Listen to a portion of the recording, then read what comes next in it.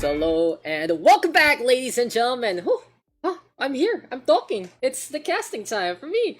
So my name is Dax. I'm your caster from yesterday. I'm a producer from yesterday, and I am both for today as per usual. And joining me for today's matches is gonna be the man, the legend himself, Asurai. They had a really good session actually between him as well as Nausicaa or for Amplifier for all you League of Legends fans over there, and it really is good to see what was that, a 2016 PH League of Legends casting duo or something like that. I remembering the Yeah, big 20, stage. 2014, 2015, 2016. Right, Yeah, yeah, there you go. those years. Yeah, I Yeah. was like, the chemistry is still on point. Yeah, I'm here now. I'm sorry. I'm getting in the way of your lunch table, but I'm really excited for this upcoming match with Asurai, ANBU versus fiVe. Honestly, if for people from the ANBU clan, they could say that this might be sort of a civil war coming our way coming into this one. Yeah, actually, can you kind of like give me more about that? Because I know some of the members from Anbu, but I don't know all the members. So why is this like the civil war that you're mentioning right now? Well, for people from the Anbu side, if I remember correctly, members of the side of fiVe are also members of Anbu, because Anbu is a big thing, right? They have like Mm-hmm. they come from mercenaries or whatever that was. I was trying to remember. I still can't remember Mercenary because Online, yeah, yeah, but the I said it the was third mercenaries. person shooter, Yeah, they came online from that, shooter. right? They came from that, and Yeah. then they moved into different games. One big one was PUBG. One a big one was Overwatch. Mm. Actually, they also had CS and all the like. And from what I remember, for side of fiVe, Grant and Humi hang out a lot on the Anbu side. Jesse Vash as well, but of course, more of the core member of Anbu right now with Shido, RJ, Kaja, Tony Bax, and of course, Mr. Superlocks himself. And of course, the manager of five, the manager sub, Mr. Gabok, also member of the Anbu clan. So, in all honesty, I Mm-hmm. wouldn't be surprised to see the Anbu peeps show on up and look to support all the players here as much as possible. But I can really say though, only one of these teams going to be moving on, and this might be a very close one, Mr. Asurai. Yeah, I mean, I haven't been able to follow this current roster of Anbu as much, but I have seen Superlux before, and you know, um, this is kind of like just the generic stuff that I'm gonna say. He's a very strong player, at least from what I saw him before in Overwatch. Was a tank main, from what I remember. Like Yep. he mains a Reinhardt. Not sure how that translated into obviously being more of a tactical precision based shooter like Valorant, but I'm excited to see what he brings to that portion for this Anbu squad. For the other one, I have a little bit more to say because these are more familiar names for me. So, if I'm not giving any much, I would say this like justice to Anbu, I do apologize. Guys, give me like a spiel for the next time that you're going to compete so I have stuff to say, but I will like make my proper research later on. In any case, five, the ones that they're going to go up against is, again, like I said a while ago, they were the champions of the recently or yesterday concluded Yasumiao X Corsair tournament. They were obviously champions there. Obviously, Jesse Vash, who I heard one of my friends say, basically whatever Jesse Vash touches, he makes great in terms of like he just performs great in it. With Dota 2, Overwatch. I'm not sure if he played competitive CS before, but now coming into Valorant, he still has his chops and he is chopping it well. Next up is, of course, one of the ex Mineski CSGO players, Dispenser. Holy crap, this man has, created a portfolio for himself for being an incredible FPS player. Humi, on the other hand, also a really good rifler during his Overwatch days. Jikama, I think I've played with him once or twice. Also a really good player. Grant, I have not seen, but, considering how revered, at least I heard a lot of people say about five. I'm looking forward to see how these five players kind of show their mettle as well as how good they can communicate with each other in this I would say super electric match. Yeah, it really is. We were talking about it before. Five coming in from like half Overwatch, half CS roster. Humi in between all of that after retiring from Mineski Overwatch, moving on to Counter Strike Yeah. instead. Of course, Dispenser, one of those big names there. Really surprised to see him on five. It seems like he could have been part of the Ronin squadron as well, but it really just goes to show these rosters can be very competitive. Jakama, the main DPS of the Miraculum Esports Club team, all the way back in Overwatch, a rival of Humi back then. Now they are together, very friendly to many players. Grant, the off tank rather of the Team Philippine World Cup roster last year, will going over to BlizzCon, and he's also a professional player in PUBG at the same time. He was teammates with Superlux and everything, and looking at ANBU, they come in from Okay. like they were teammates in PUBG, I think, for a while. If I remember Yeah, correctly, I remember for it was either 2018 during the yeah. PUBG C championship. Yeah, Yeah, it was like with Miraculum or ANBU or whatever their banner was. But yeah. on the ANBU side, yeah, just more on the PUBG CS style, it really goes to show that these guys are so together. And it seems like our two teams are now getting ready to go. For now though, for some reason I cannot, there's a problem with Valorant sometimes. You do get stuck on a Oh whisper yeah, chat, but it seems like though we have gotten yeah. confirmation that we are ready to go into our game. Our map will be split. Defenders will be on the ANBU side. fiVe gonna be on the attack. This is the second semifinal, and this is best of one. Whoever wins this will be facing off against Ronin. And we were doing predictions here and there yesterday and today, Mr. Asurai, and honestly, Ronin moving over to that grand final pretty much in the cards. But the real question is who's Mm-hmm. going to be winning this one out? Because I feel like this is going to be a close one, especially as these two teams know each other pretty well. That's true. It's all about how well you know your opponents. If you know how well your opponents are, there's more chances of you understanding what plays they do, what weaknesses they have. Where it's like, if I can speak in Tagalog, oh, ganito si Oh, of Superlux, course. hindi yan magaling sa pag-opera dito. Pag minun siya long, he's not gonna be able to hit a shot if he's having the operator. Something like that. That's just a really weird example. Don't like say that. I'm not saying that Superlux is anything or anything. It was just a really like big, just like a example or some sort. In any case, I'm just super excited. Is the map going to be split? Yes, it's split. We have confirmed our map to Sweet. be split, and we are good to go. Seems like our admin's really setting things up. Big shout outs to the Valorant Yeah. PH community. If you guys want to join, you can always check out the Discord link down below. Yeah. All the things you need actually are down below in the description. You got our casters, you got our bracket, you got Mm-hmm. our community, and of course a 10k prize pool. Whoever wins this is gonna be in the money as right. 7,500 for our grand champion, if I remember correctly, and 2,500 for our runner up. So winning a semi-final match gives you the money, gives you something to pretend call a meal or two, or like I had to say, every sub I get on Twitch is like, that's chicken fillet for me to feast on into the future. Hey man, it kind of goes back into the day where we're like in these LAN parties and we're just kind of like putting money on the countertop and whoever wins takes all of the prize, something like that. It's kind of like a throwback to those days where I didn't really play those days because I'm a very shut-in kid, but I wish I did. Those were like where these actually these these more mature players Ooh. You don't want to say their actually age, huh? You, huh? and yeah, these more mature players, they grew up in these environments and this has made them into the veterans that they are today. And I would have been extremely honored and would have been happy if I was able to kind of experience that myself. Though of course, now we're just gonna go for the online tournaments, which is still as good as it is. But now let's see what the teams have brought in terms of the agents now that we're going up on the split.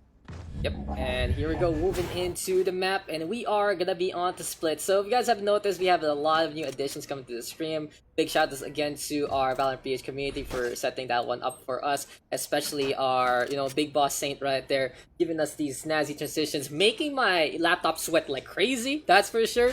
But, it's all about adjusting on the fly. And speaking of adjustments, here we go on split. Defense here for Team ANBU, attack for Team 5. There you go with the breach that you've been looking for Super Locks. And this is something I've noted from ANBU. They don't like playing that Cypher too much. They're not really playing that Intel game. They will go for more CC, more crowd control instead. And Super Locks on the breach feels very reminiscent of the Reinhardt of old. You might be getting a good stun or two while he's defending B side with these quick little peeks. That's very true. I mean, if you're able to not have anybody get into the line of Breach as a teammate, Breach is really good. The only thing that why I feel like he's such a risky character is because of that collateral. In any case, Jakama's gonna spite out his opponent right there, putting down Jakama to 23 HP. Though he's still gonna be all right. Now it seems like they're gonna form up onto the B site, and you could see Shy Dope popping up his opponent with the classic, aka the best gun in game, not actually the stick. The classic's so good. It's such a great starting pistol. And something to note from Shidope, he's the operator there on the side of ANBU, and he can really hit those long range shots. Now, something that Shidope loves to do sometimes is to not get that barrier on the attack, so he can get that operator as quick as can be. But since they're on that first defense, they are going to be playing more on the wall side. But it's very interesting that from Team ANBU, they gave up mid to really funnel them into heaven on the B tower side, move on over to go for the retake instead, and using that high ground dynamic with Team 5 going on down instead, allowing them the advantage. So here we go this time for Team 5. They are going to be going for a rusher onto A, I believe, and they're actually going to buy on a losing round. See if that's going to be a really good Eye of Sauron coming up from Tony Banks. It seems like it's not. Umi actually shuts him down immediately with that Spectre, and on to the A side we go. But that big ice barrier coming out from the Sage actually stops the push here from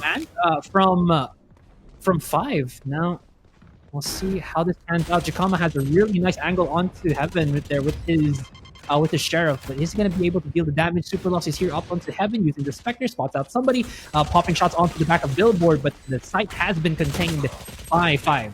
And here we go with the feedback engagement. Superlock's gonna get that takedown. RJ even on the board, and the cascade is on. Execution on point here for Team ANBU. And it's something he's just really good at, because fiVe is playing that intel game. They're playing to try and kind of cluster themselves in a way. That is where the breach can truly shine. And I know you're a big fan of the big, busty, burly man right here, right now from, I think, from Europe, from Sweden, whatever it's called. He's a lumberjack, ho. But yeah, Superlocks, he knows how to hit these fault lines as much as possible. And in terms of the composition here for fives, they might not be really expecting too much counterplay as soon as they get stunned up.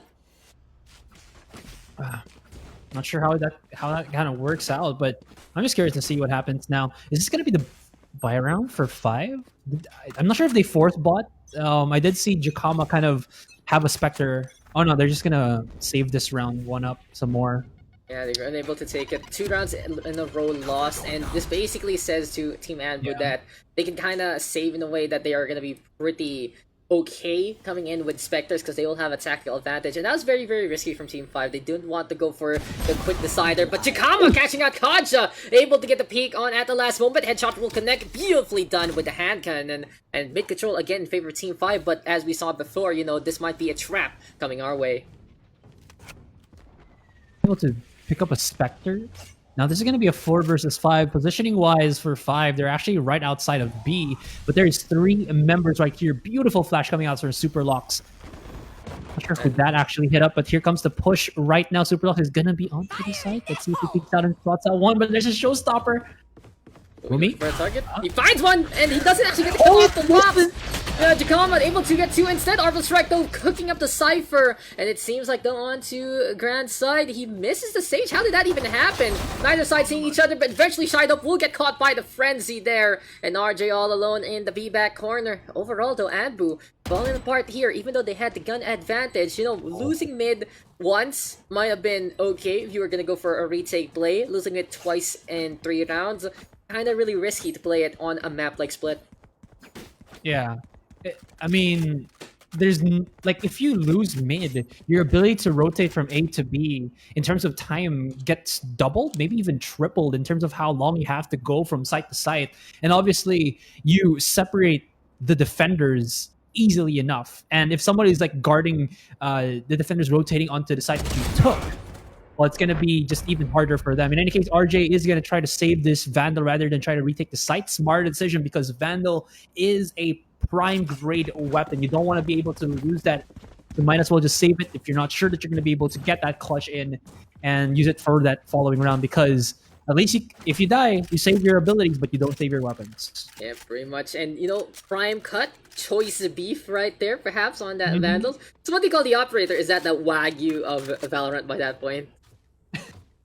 I don't know. I know, make me hungry. You don't know. I've never had Wagyu in my life. I just gotta say that. I had it once, and it was the most expensive shit. I was like, never again. Can I just have a burger from McDonald's? That's a simple life right there. Anyway, though, we are going to be getting back into the action, and here comes Kaja. He's going to have that Bucky in hand. Seems like, though, they're going to be holding Heaven here with a shotgun, which is pretty interesting. You see this dynamic a lot on Bind on the hookah. Kind of the same thing, but it's a diagonal corner. Maybe though Kaja can use that deep corner to really protect himself in the first place. But for 5, they're playing it a little slow, but it seems like mid again is their target. Yeah. Mid control in a lot of maps is kind of like the name of the game. Like I said, I already said my sentiments about what happens when you control mid. And something, of course, with the changes to Split, where they remove the big pillar on the right, makes it so much more accessible for attackers to go in onto the mid side. Now there's going to be a lot of like utilities being popped up by Kaja, and he's going to try to just absorb the Sauron eye just so that he does not get spotted out of his position. But that big use on the molly from RJ, as well as Raja being onto the side there as kind of like a bullet sponge, has allowed RJ to spray it down. Perfect positioning, perfect use of that Omen as bait, and even if you die as a teammate, you're going to be happy with that defense coming out from ANBU there.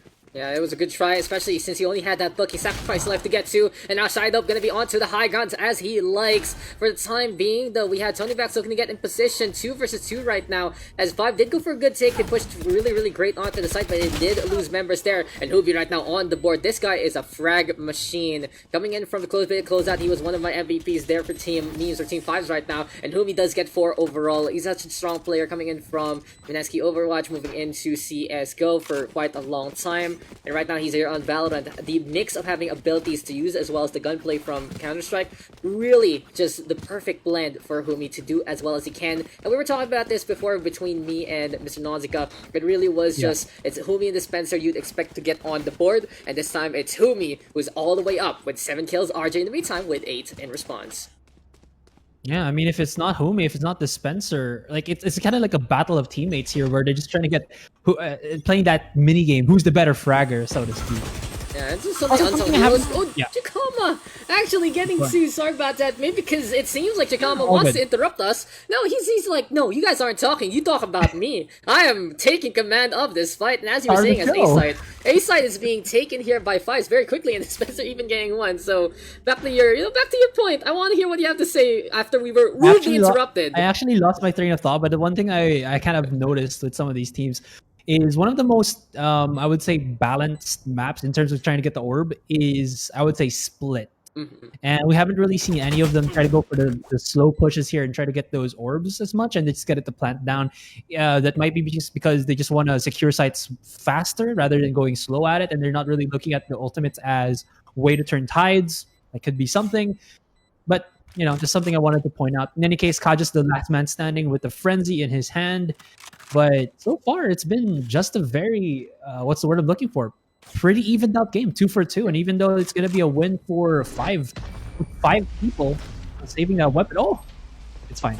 On the side. But I'd say, yeah, for Split, it really just, I feel like it's a trap sometimes. Like, if you go to the orb itself, it's usually in a point wherein you get choked out when you're on the attack, because the B garage as well as the A hook, basically, those are points where you can really get choked by AoE damage, by crossfire and all the like.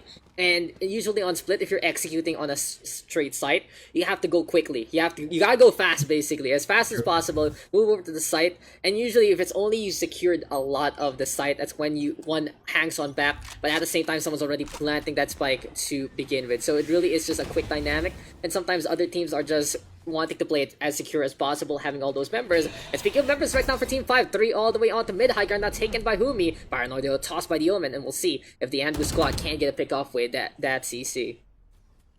Yeah, that paranoia popped out by the Omen. That's gonna mean that they know that he's right there. He's just trying to go for a more passive angle. Kai just like, nah, I'm not gonna peek this once again. Maybe he just leaves it all together, but at least being up there on vents might allow them for a crossfire situation here. He probably just take the risk of dying to get that information on where the members of FiVe are, because that's kind of like the yes, Shido. That was in any case, beautiful. Yeah, just to finish what I was saying, it's better to lose someone at mid like that than to have no information at all where the possible other members of the opposing team are. Yeah, so they at least know where he might be. It's like, you know, at least we know that people are coming through mid instead of really committing onto the side, so we can rotate accordingly. Here comes Dispenser, though, popping that Empress Locks and Grand getting 1 on the board each. And we'll see if Dispenser can actually see through the smoke and see anyone on the other side. Spike now gonna get planted though by the Brimstone. And here we go, quick little peek, and Tony backs Dispenser, trading blows. Ali said though for Grand, he was trusting Dispenser to really keep him alive. Didn't happen. Side up though, this guy is a pixel perfect machine. He can just get a little bit of a peek onto you. He can at the op shots, but Spike though planted. Can Dispenser just dispense of justice? Gets on away from the operator. 2 versus 1 right now onto the side, swinging on over. Sees the Brimstone there. RJ will go down. It's time for the Dispense to get get invisibility on, and oh my, oh wow, Dispenser gets 4. In the words of the great Casterville, Dispenser dispensing his opponent. Ay, ay, ay. Wait, so he's I don't giving know. his opponent? Wait. I honestly think, if you say Dispenser disperses, that makes sense, but is he like the gotcha machine? It's like, you turn him and then the opponents come out? But in any case... It sounds like dispensing is like, eliminating opponents. I don't know. I love Bill, okay? He's a great chef and everything, and he's a great host.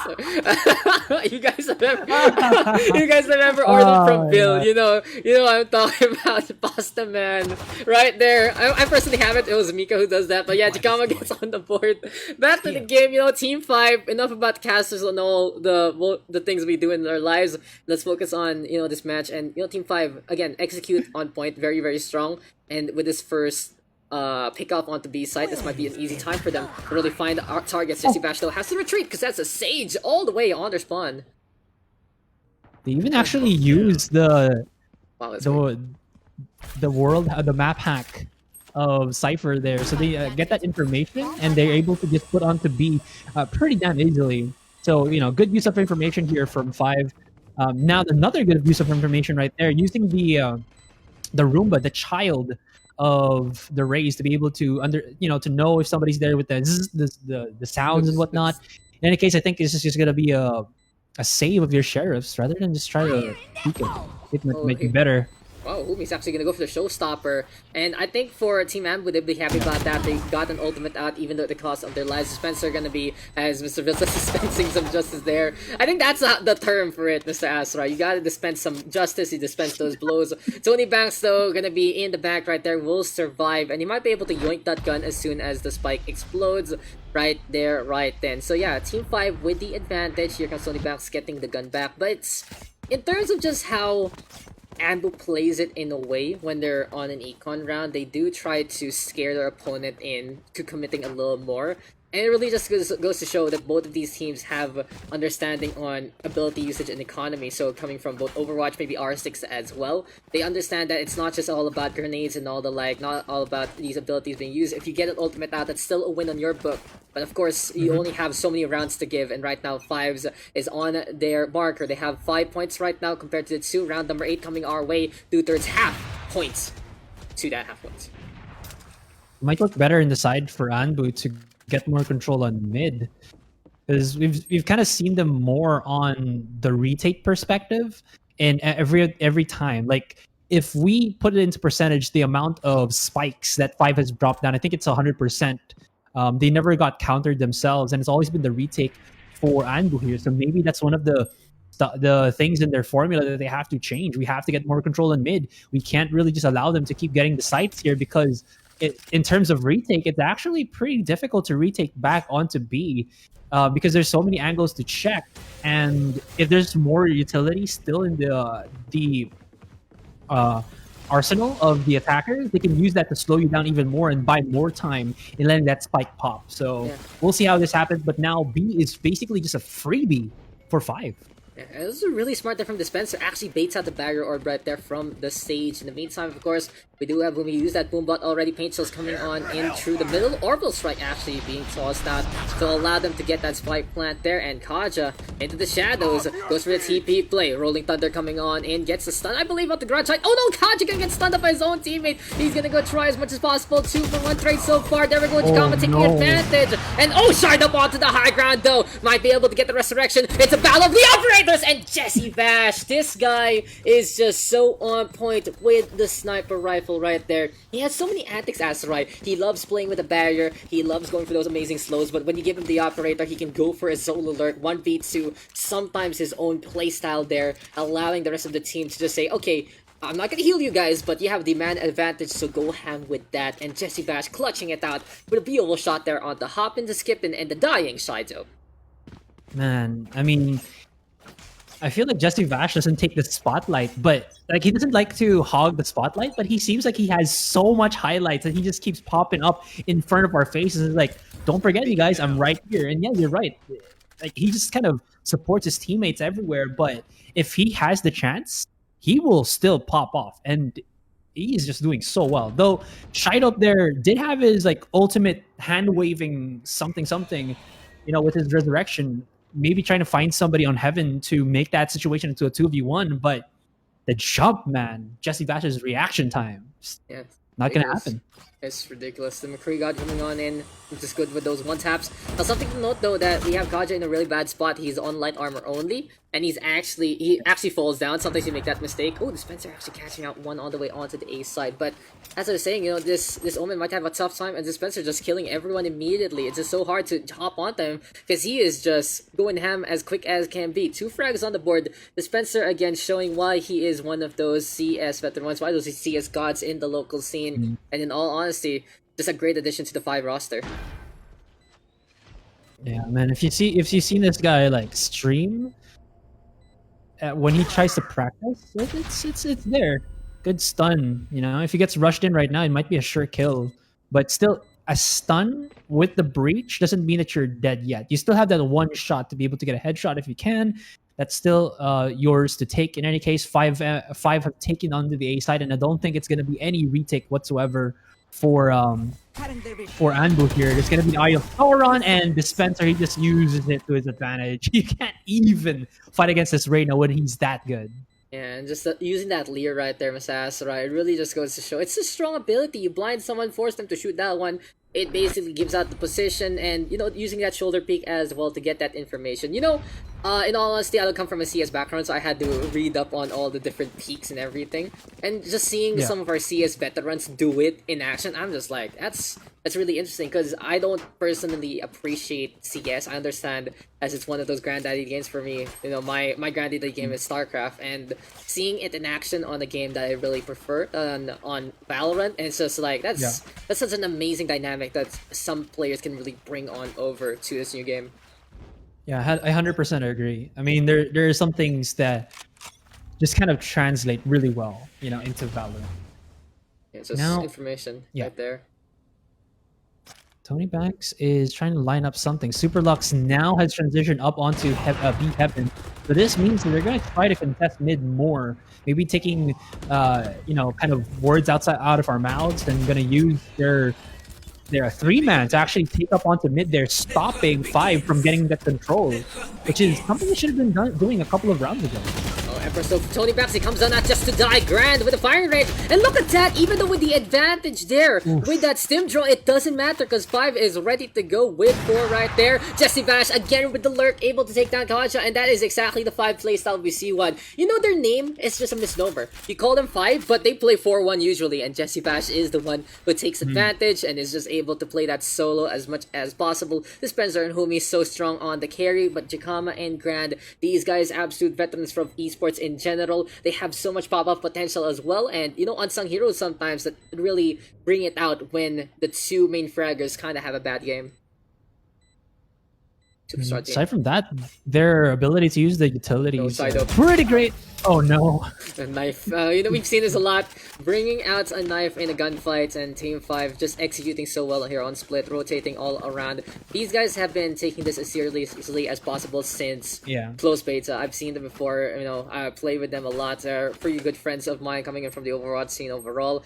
And it's just ridiculous how hardworking and how knowledgeable these guys truly are. They're not even aiming just for the local scene. They want to go above and beyond at regionals, maybe into the national scene into the future. But right here, right now, they're proving that they can really be the best. And with an 8-2 score against a powerhouse like ANBU, really goes to show what they can really bring to the table. Now the question is, can they bring that more into this table? Because FIVE is kind of just, I don't know, they're not stopping whatsoever. And again, this is the mid control that we're talking about. There's more people now on mid, and they actually have left B garage up. That smoke from Kaja was not perfect at all, so he was very much exposed onto the left side. You saw that, and now with how the mid has changed, you can see Dispenser all up into that mid box. Very easy to catch you right there. Name thrown, it does not kind of go into the peekaboo spot right there onto the ice barrier, so Kaja will live to fight for another day, which is good for pushing this back into a 5 versus 5. And there's 50 seconds onto the clock, still a lot of time for FIVE to decide where they want to go. Yeah, a little chip there, though. Yeah. It was It's a little chip. It's a little nerf. Like, hey, why'd you throw a grenade at me, mates? And it's interesting, no friendly fire here on the guns, but the abilities, sure, they do spray on a little bit, and sometimes you have to get killed by your own teammates.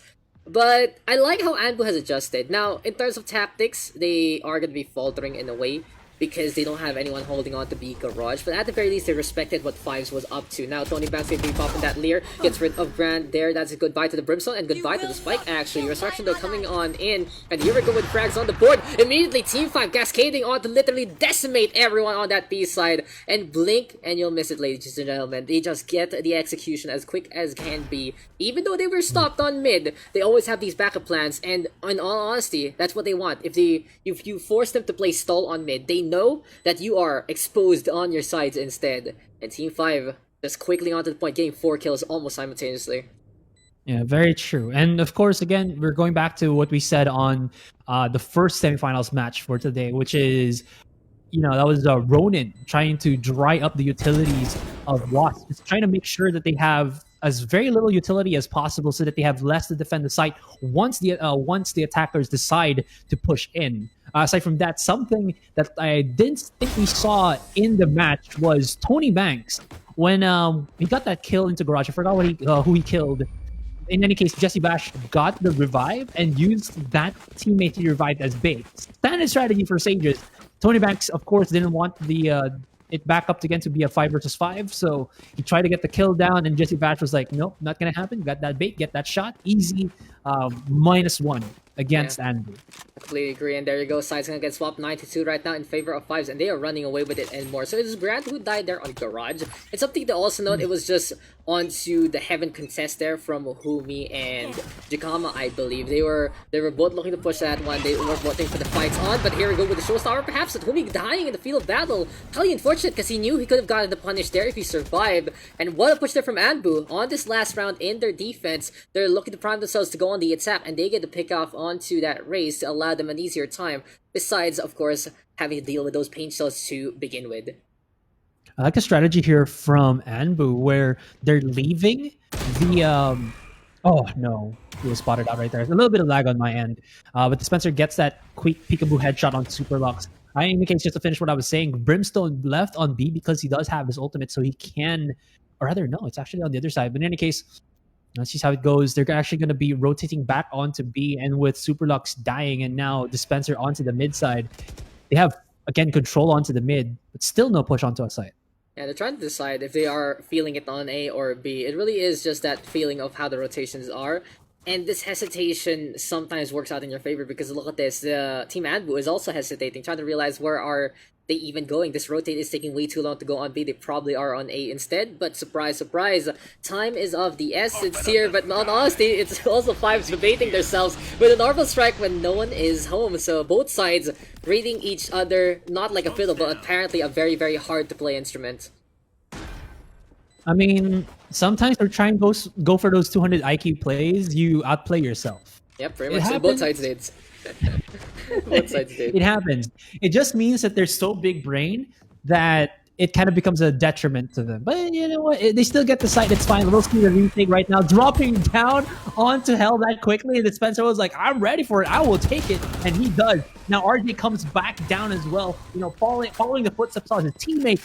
And, well, he may have tried to change the outcome of that one, but it was still the same one. He goes down, he dies. And now we have swapped the sides. We'll see how well ANBU does on the attacking side when they're 2-10, 8 rounds behind their counterparts. And it's so difficult. And on split, people say it's all defense-oriented map, but we've been seeing here in the in the local scene that on the attack, it feels like it's more on that favor anymore. Just easily taking control of mid in so many ways, making sure that they are able to push on to either A or B. It's their choice. It's not the best choice, but it's the attacker's choice right there. And right now, Team ANBU has to really bring it out of them. They had a good start earlier on in the pistol round. Maybe that will be the momentum to allow them to just continue on. But for the time being, Team 5 and everything they have done so far, it really feels like they can just have this one in the bag. Well, we always say in competitive gaming, it's not over till it's over. I know that sometimes you might feel like it's the end of the world, but as long as that number of your opponent doesn't hit 13, we still have a chance in it. Grant takes a big ding to the face, down to 12 HP. Of course, does have his teammate Jesse Vash to give him a little bit of that love, get that heal back up. But now, looks like the tables have turned. We have 3 in the mid for ANBU here, and they're getting as much control as possible. But if they try to push onto the B Heavens, it's going to be Humi as well as Dispenser welcoming them with those pistols of theirs. And there you go. We already have Superlocks trying to throw out that fault line. Half a minute for that cooldown after the first initial 10-15 seconds, I believe. And, you know, looking for a stun again. This might be, though, for Team 5, they're more secure in their position now. Since there's no concuss coming their way, they can really hold those lines. But, of course, Superlocks, one flash point will be enough to really blind the opposition. And it seems like it's another IQ play here, but for Grand Zelda, he's just staying on Lee right now, coming on through. Jesse Vash, though, all the way on the other side, gonna be looking to play on the screens.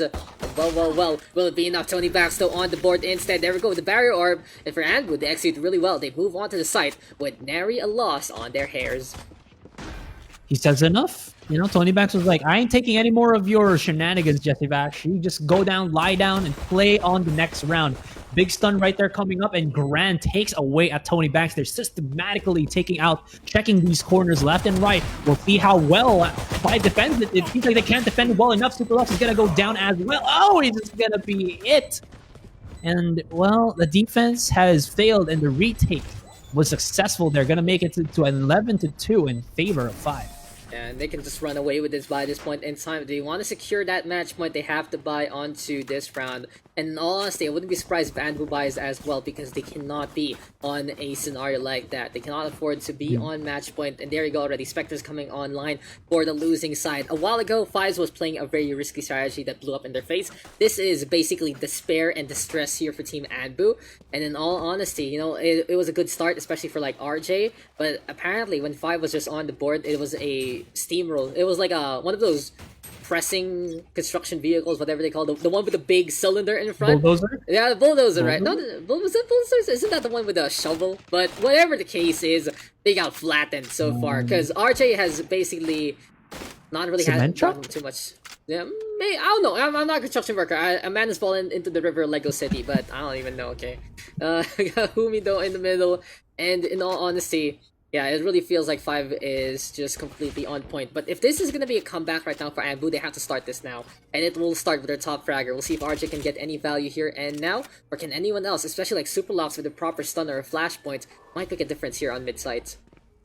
Superlux was already popped out right there. They can hear a lot of footsteps onto the mid. If they simultaneously peek this out, maybe they can even turn the tides of battle. But it's not going to happen. Humi actually takes out Superlux, but Dispenser caught out into the open. Jesse Bash immediately rotates for his teammate right there and tries to get an insta-heal and barriering up onto the B Heaven. So that's going to stop at least the aggression that can come up from ANBU.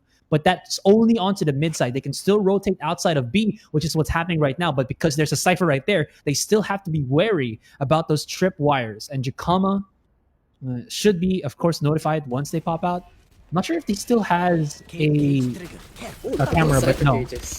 Oh, there he is. That's a big cylinder. It's like a tower of gods of Cypher Cages right there from Jakama. Putting one up on top, already getting one with the insult right there. Free pick from the Cypher.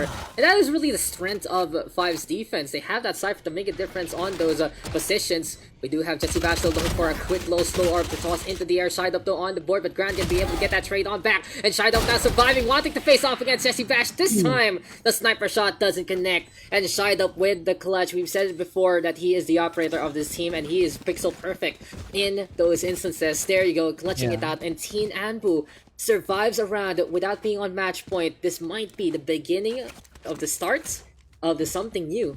And here from Team ANBU. Whether it was Jesse Vash overcompensating or trying to predict where Shideup was, or was Shideup just really good at stopping his or counter strafing there to bait the shot out from Jesse Vash, he clutches the round and keeps his team afloat. Granted, this is not the last round yet for ANBU, but 11 is way better than 12 in terms of the stress it can have in your heads. I'm just assuming, because I've been there before, and it feels much better to play when your opponent is at 11, and it feels more harder to the term comebackable than it is if it was like 3-12. round to give. That's pretty much it. Just having that buffer makes a big difference, and it's basically just like finances in life. You don't want to be on the bubble on your bank accounts. You just want to be sure that you are safe and sound. A little bit of money, and look at that, cleanly done. In the money here for Tony Banks. 11-4 right now. ANBU starting of the pain train that they are looking for, but coming into this round, fives, they're gonna be happy to get those buys on, and Jesse Bash even whipping out the Guardian this time on the defense side. Operator will be on Shydop's hands. Like you said, he really likes to have that aggressive op onto the mid. And people might say it. Sage is the best attacker because if you are able to win against your duel, you basically heal yourself back up to 100. Yeah, really is. You got slows and stuff like that. Good paranoia right there. Spots out the edge, trying to pop shots through the wall, of course. Valorant being a game that has a lot of wall bangable areas. You can see Jesse Bash even buying up, of course, the Prime Collection because he's a rich kid. Only TI1 prize guys like money me. right there. TI1 prize money right there. Only guys like me will be like, it's okay. I'm just gonna, glance from a distance.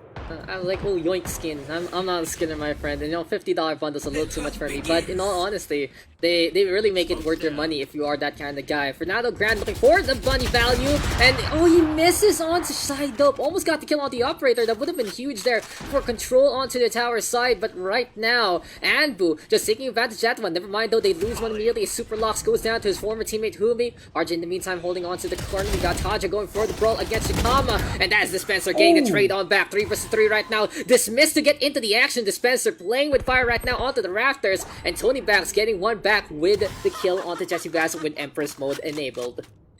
Kaja feeling a bit too overzealous there. He just peeked while shooting. He didn't save any of his ammo. And Dispenser, the timing on the peek from Tony Banks was just a little bit too premium right there.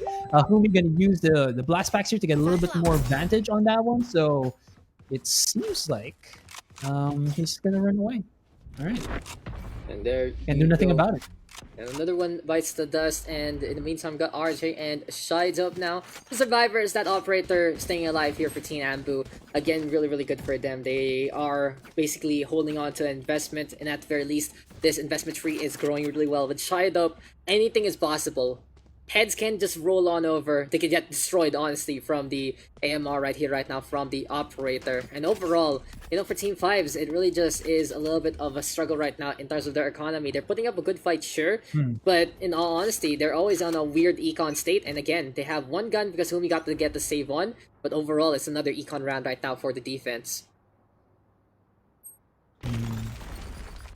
We still have a couple of rounds to use at least. So that's a little bit of leeway. The investment that they did in the first half is gonna at least give them some room to work with now that they're gonna try to figure out how to successfully win the defense now that they're on that particular side. In any case, at least for the fans of ANBU, they're doing quite well now into the second half. It's 5-11 and it's been what 3 straight rounds that they've won. The momentum is going, And the momentum's right there. Momentum's going a little bit there in favor, yeah.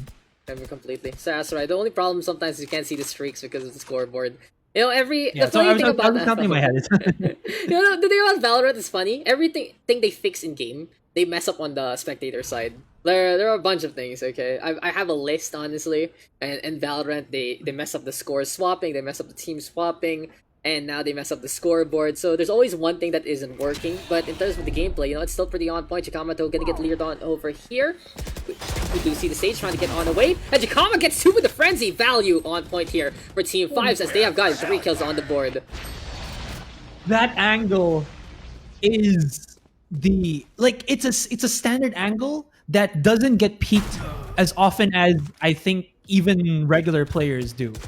So Jakama just kind of used it to his advantage, where he was like trigger discipline all day long. He didn't pop the shots once he saw them get hit by the tripwire. He was like, I'm gonna wait for as long as possible. Then the moment he peaked was the correct timing on that, and whatever percentage chance that was, it was up to the point where he got 2 kills and basically shut down the push of ANBU. Great job from Jakama in total. That was just some premium defense from a Cypher on me. That's how all ciphers would want to do, The The Zyber Key, just the tripwires, they just make such a big difference. And in all honesty, It fiVe's does. winning it in the best way. Winning a thrifty round really just means that you can actually out mechanical your opponent and out tactical your opponent in so many ways. And for fiVe, they're feeling very confident. They win an econ round. Now they are basically on the same econ state as ANBU, and they have no more rounds to give here on the attacking side. This is all or nothing here for ANBU. They have bought out every little bit. There is no more money in their banks whatsoever. Their coffers have been emptied, and right now middle has been emptied by Team 5, but it might be a little bit of that bait and switch because Dispenser is ready to go for that Empress, and he can just go for the pain train coming his way. Gonna use, of course, his child to peek up through mid, get that information. Boomboy coming in. Following up with the Eye of Sauron. Let's see if Dispenser will be able to win anything right there. Good timing on the peak, good timing as well on the package. He's just gonna go in, activate his Empress, and he is invisible. He's gonna try to go around. Umi gets caught up, but he has to try to get that reload with Mistakes. great fire rate. Crumbs. Little, or what's the word? Damn it! What's the word I'm looking for? Which means just lesser capacity, whatever. Yes, in any case, Dispenser did not count that into action, and he loses his life. Still though, that did stop him from peeking right out. But Shido finally getting that one up against Jesse Bash. Sorry. Oh my god! Look at that Shido. Even getting done. It's not done just yet. It does not end. And all I gotta say though, so that's a big mistake there from Dispenser. Even though he's so good at getting those shots on, the fact that he went for this miss and literally showed up in front of the face of those opponents meant that he's just trying to cock that gun. He wasn't able to help Humi whatsoever. The Raze was left to his own devices trying to face off against so many there from Team ANBU. And I was very surprised to see him go for the dismiss rather than the Devar, because you know that healing can be very, very potent at keeping you alive in a straightforward firefight. You have the Raze in your literally on your side to just hold the line there. And in all honesty, if that was a 2v4 scenario, I still feel like Team 5 could have won that with their two duelists. But if you disengage like that, you leave your teammate alone. That's not even just baiting out your opponent. That's not baiting out your teammate, rather. It is just letting him die for no real reason. So there you go. Team ANBU with a beautiful punish there really goes to show that when there are opportunities to take, they will take it. And we are still into this game. 6-12 right now. ANBU is starting to mount this comeback as much as possible. It's kind of just add what you were talking about that one. Because of like the slight changes to split, that peek onto the left side from B Heaven is easier for the attacker now because there's not any more like deep pockets into the left side, right? Yep. So I think what Spencer was thinking there was I can't really stay in this side and reload safely if Humi is onto my left because I don't really have a safe angle anymore to try to hold up. So he had to reposition. I think he thought about it a second too late, and that's why Humi went down. But just to add to what you were saying there, but in any case, that was at least a win that ANBU can take for themselves. I completely agree to your point, especially just how unsafe it is now. But it really just goes to show these split seconds decision. And in all honesty, it's more on ANBU's side for noticing the whole, oh, this guy literally disappeared in front of us. When you see one of those invisible characters in any game and they disappear, it's like, okay, now we have time to kill whoever's still alive. It basically makes it a 4v1 in that point, and they just let it rip against Humi. And you can't control the despair if I remember correctly. You just have to go for the full duration. You come out with your gun being primed, and that was just unfortunately there for the Empress moded Reyna. That was the folly in that instance. So ANBU, understanding the situation, kudos to them for pushing forward rather than hesitating, even though they had a man down. Right now, though, they only have 35 seconds left. It's a 30-second mark countdown right here, right now. And we have Jesse Bash holding on to the barrier orb. This is going to be a really good stall here for Team 5 to allow a quicker rotation if need be. Yeah, he's even angling it like that so that he can be boosted up and have the angle. Oh, he gets stunned by Super Lux. He's gonna push through, but oh, did he go down? No, he didn't. So he's still alive. Actually, saved by the shadow right there, and the big slow coming out from Jesse Bash. Now it's still gonna be. Spike. They didn't plant the spike. They didn't plant the spike. The open TP Khrusher will fall down, and that is game, set, and match. Oh no, that is heartbreaking. Khrusher went for the shrouded step, having the spike in his hands, didn't finish up the plant, and that is just it. Team 5 moves on as ANBU falters during objective gaming. Oh my god, that is painful. A painful I didn't even notice that. Oh my god. Oh, that's big. Yeah, 613 on that one. It's a big one. GG, well played though. ANBU, it has to hurt because they were doing it. They were bringing it back. In terms of that, Yeah. finally we see the scoreline there on the half, and Team ANBU with 4 victories out of 7 Yeah. overall. So this would have been a pretty even fight, and honestly, 3 in a row right there to clutch it out. And just that unfortunate econ round going in favor actually of Team Five, and just didn't play for time. It was really Yeah. smart there from Team Five. They had the barrier wielder that was the Sage to get in position for that one, and Dispenser, Hum, and Jakama on the board right there. The top three, and Budo really showing the stuff in terms of those frags, but again, in terms of positioning, in terms of objective execution, Five just had a big distinct advantage. True. Very true. That also that last point. I don't know, but Are- in Kaja's defense, obviously it's sometimes very difficult to know that you have the spike in terms of the UI. So he might not have known that he had the spike. And if you're an Omen in that scenario or in that situation, I would also attest to him doing that particular move because he wanted the crossfire straight up. And Omens do have that ability to teleport onto the other side, right? So it makes a lot of sense if he had more time and didn't have the bomb. But I don't think he had information on both. Like, of course, it was just like um, in the moment kind of thing, and nobody noticed until the very end. Even us didn't notice, and you were like, "Oh, damn it! It's already 3 seconds on the clock." I saw him planting, so I was like, okay, they're gonna get the spike on. But suddenly you see the shroud step, and it's like there is no ticking time back, and that those seconds are still ticking on down, Mhm. and that is Yeah. just highly unfortunate. No, Team Anbu, all props to them. They put up a really good fight. In all honesty, I'd say for Team Anbu, just that highly unfortunate scenario wherein they just basically faltered getting the objective down. I really felt like they still had the engage. They were able to get through the barrier or pretty well, get through the cyber Yeah. catches pretty well. That could have been a really good fight. But in the end, there you go. That's our results, and it was just Team Five executing so well on their attack, getting in position so many ways. Yeah. And well, I just gotta say, GG's. That was an awesome game to watch. To both teams. To both teams. Well done. Yeah. Well played indeed. And we now have our two finalists coming our way. It will be Team Ronin versus Team Five. And in all honesty, we were talking about this one before early this morning. I woke up to you back.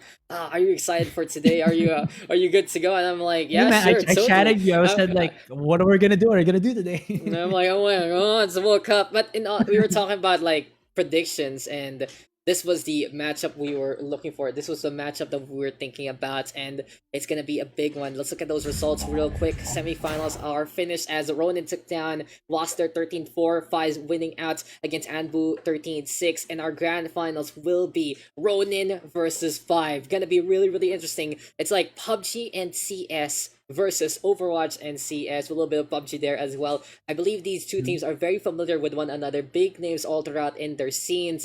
And well, that's gonna be a big one for the end of the Crushers Cup. But guys, we will be taking a break there. It was so hectic. It was so amazing for that semifinals between the first one on Bind here on Split. You can really see the caliber of our players, but it feels like, the tier 1 right now, the Crusher Cups are these two teams coming into the finals. But we will be right back. Stay tuned, stick around. This is the Crusher Cup powered by Valorant PH. I've been Daks, he's been Asurai, and we'll see you guys in just a bit.